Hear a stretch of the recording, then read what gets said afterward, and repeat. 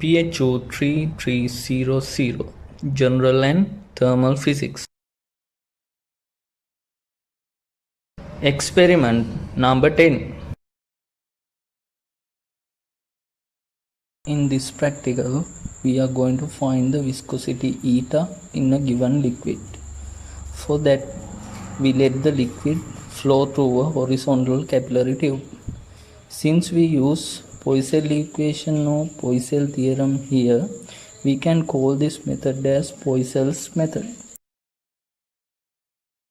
Here, the given liquid is water. So the objective in this practical is to find a value for the viscosity of water. Now, let's see the theory behind the Poiseuille equation. When a liquid is flowing through a horizontal capillary tube, we can consider 2 points, A and B. Then let the volume of the liquid flowing in through point A per second or the liquid flowing out through point B per second as V. According to the Poiseuille equation, V can be indicated as V equal 5p a to the power 4 divided by 8 eta L. In here, P is the pressure difference between the 2 points A and B. Simple A is the radius of the capillary tube.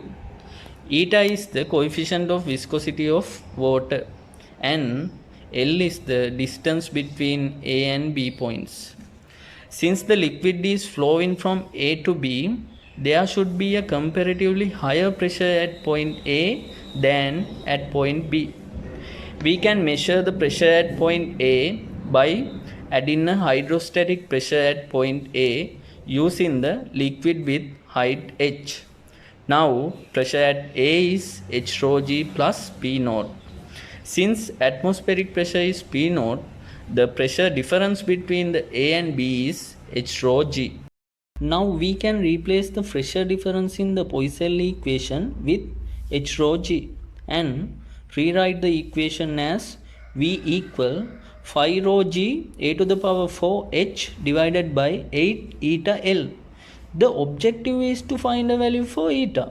So if we know the values for other parameters, we can determine eta easily. But in here, we use a graphical method to find eta.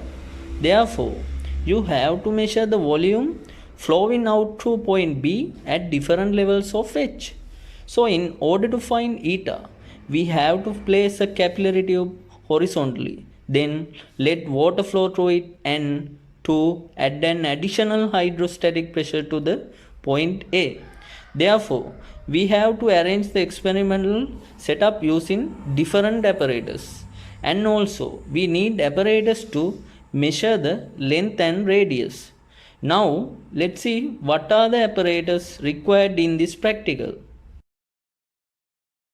Capillary tube is used to let the water flow through for the practical. It is important to place the capillary tube horizontally throughout the practical. Stands are used to place the capillary tube in a horizontal position and sprit level is used to check whether the capillary tube placed exactly in a horizontal manner.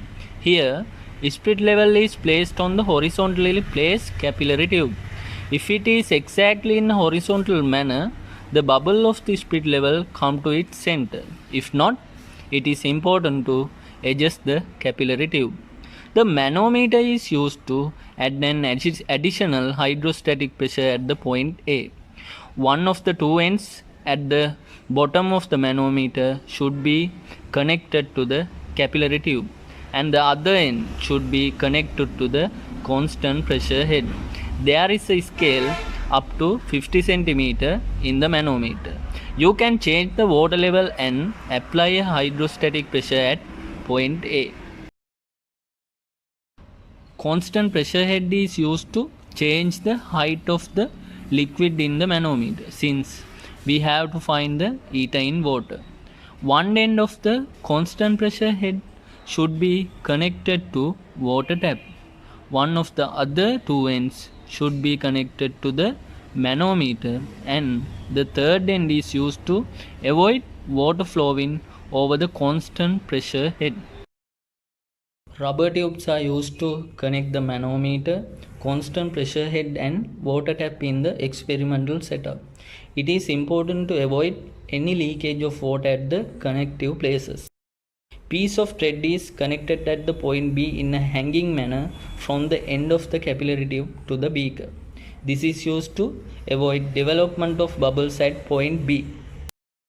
A beaker is used to collect water flowing out at point B in a desired period of time, and a stopwatch is used to measure that time period. Meter ruler is used to measure the distance between the 2 points A and B. Travelling microscope is used to measure the diameter of the capillary tube and from that to calculate the radius. Now you can watch a video on how to measure the diameter using the travelling microscope. The experimental setup should be arranged as shown in this diagram. Since we can change the height h of the liquid in the manometer, pressure difference between the points A and B also changed. The higher the height of the water, higher the pressure difference. Therefore, the volume of water flowing out per second also increased. Now, you can watch a video on how to arrange the experimental setup and how to obtain experimental data.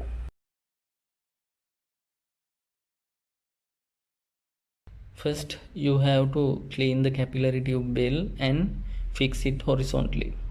Then, H can be changed from 45 cm to 10 cm by factors of 5 cm, moving the constant pressure head vertically.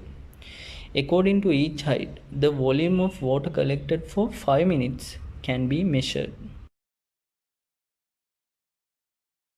When completing the data sheet, take 3 measurements for volume of water collected for 5 minutes per each height. Then take the average value. As it is difficult to measure the volume of water collected per second, you should measure the volume of water collected for 5 minutes.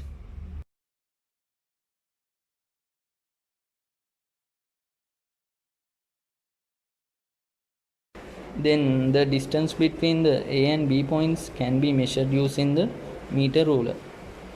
Diameter of the capillary tube D can be indicated as D1 plus D2 divided by 2.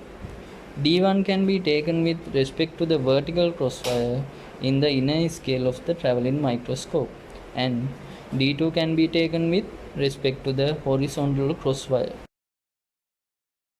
Now you have a dataset for H and B. According to Poiseuille equation, you can plot a graph of V versus H using above data. The graph will be linear and y equal mx. After that, using the graph for using the equation, you can determine the gradient m. Also, m should be equal to 5 rho g a to the power 4 divided by 8 eta L. Then you can find a value for eta as eta equal to 5 rho g a to the power 4 divided by 8 ml by using density of water as 1000 and gravitational acceleration as 10 and the other measured values. Eta does not depend on 5 over 8 rho and g since they are constant values. So eta depends only a, m and l. So you can write as the given equation. Delta eta over eta squared equal to delta m over m squared plus delta l over l squared plus 4 delta a over a squared. Since other values are known, you can find out delta eta. Discuss the given points under discussion part. What are the possible errors during this practical and how to minimize them? Compare the obtained value for eta with the true value of the viscosity of water. During the practical, why is it important to place the capillary tube horizontally and also place a piece of thread at the point B?